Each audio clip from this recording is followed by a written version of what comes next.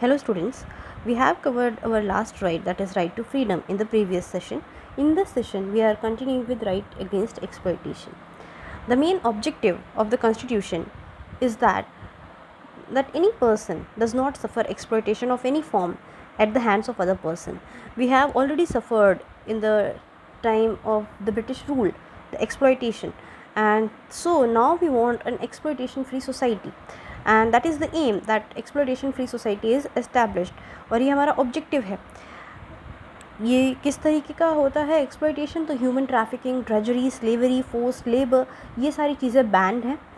ये इस राइट का वायोलेशन अगर कोई भी करता है तो एक पनिशेबल ऑफेंस है, मतलब कि उसे जेल भी हो सकती है और फाइन भी भरना पड़ सकता है.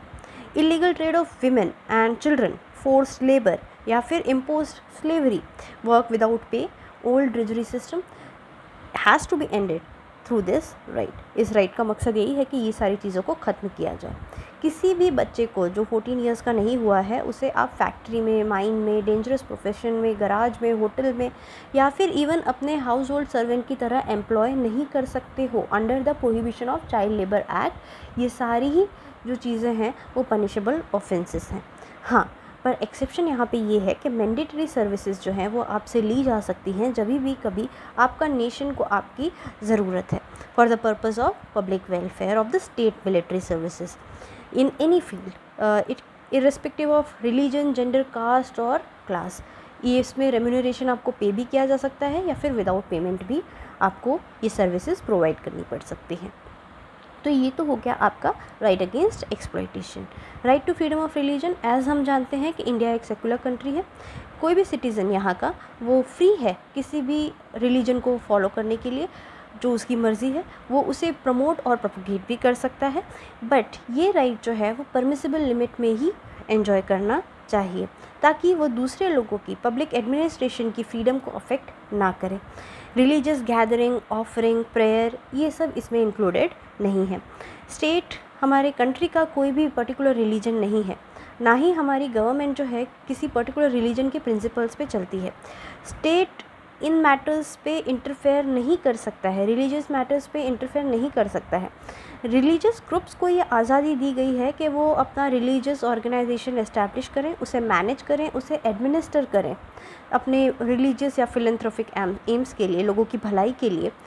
स्टेट गवर्नमेंट जो है वो लोगों से टैक्स में जो पैसा कलेक्ट करते हैं, वो लोग पब्लिक फ़ंड में जो पैसा कलेक्ट करते हैं वो किसी भी एक पर्टिकुलर रिलीजियस एक्टिविटी के लिए या फिर रिलीजियस कम्युनिटी के लिए, उसके बेनिफिट के लिए, उसे उसके डेवलपमेंट के लिए यूज़ नहीं कर सकती है.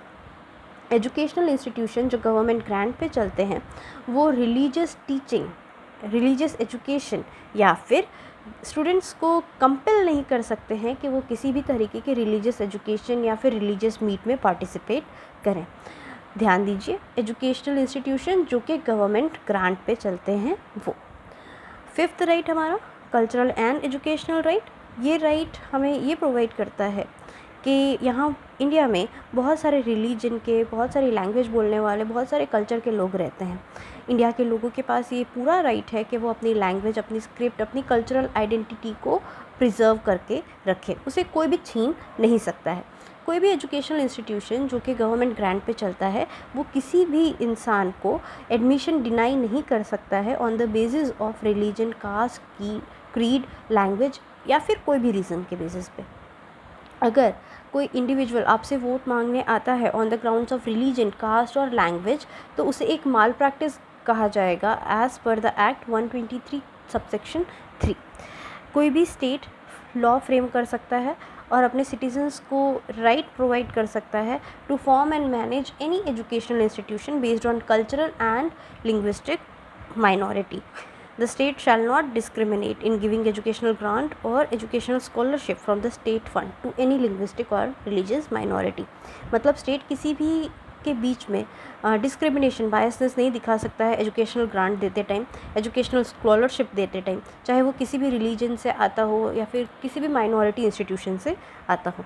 अगर कोई स्टेट डिज़ायर करता है कोई प्रॉपर्टी कन्फिस्केट करने के लिए तो वो कर सकता है, बट ये वो तभी कर सकता है जब वो प्रॉपर रिटर्न उसके बदले उस माइनॉरिटी ग्रुप को प्रोवाइड करता है. इस तरह से ये जो इम्पोर्टेंट प्रोविज़न है एजुकेशनल इंस्टीट्यूशन से रिलेटेड वो हमारे कॉन्स्टिट्यूशन में दिए गए हैं.